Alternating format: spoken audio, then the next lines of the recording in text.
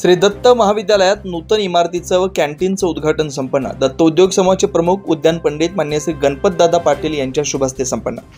कुरुंदवाड तालुका शिरोळ येथील नवभारत शिक्षण मंडळ संचलित श्री दत्त कनिष्ठ महाविद्यालय कुरुंदवाड या शैक्षणिक संस्थेच्या नूतन इमारतीचं व दत्त कॅन्टीनचं उद्घाटन दत्त उद्योग समूहाचे प्रमुख उद्यान पंडित मान्य श्री गणपतदादा पाटील यांच्या शुभ हस्ते, तर नवभारत शिक्षण मंडळाचे संचालक मान्य श्री गौतम भाऊ पाटील, उपसंचालक मान्य श्री डी एस माने, श्री विजयकुमार हनशे, शालेय व्यवस्थापन समितीचे अध्यक्ष श्री रावसाहेब पाटील, ॲडव्होकेट श्री देवराज मगदुम, सदस्या श्रीमती विनिया घोरपडे या मान्यवरांच्या प्रमुख उपस्थितीत संपन्न झालं।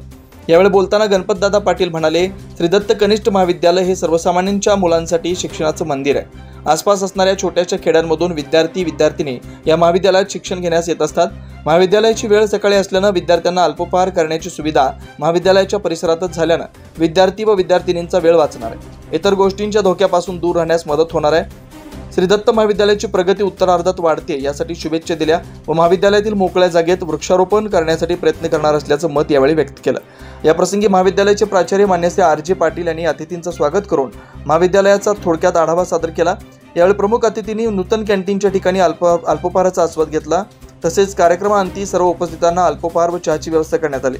यावेळी महाविद्यालयाचे प्राचार्य आर जे पाटील यांचे सर्व शिक्षक शिक्षकेतर कर्मचारी उपस्थित होते।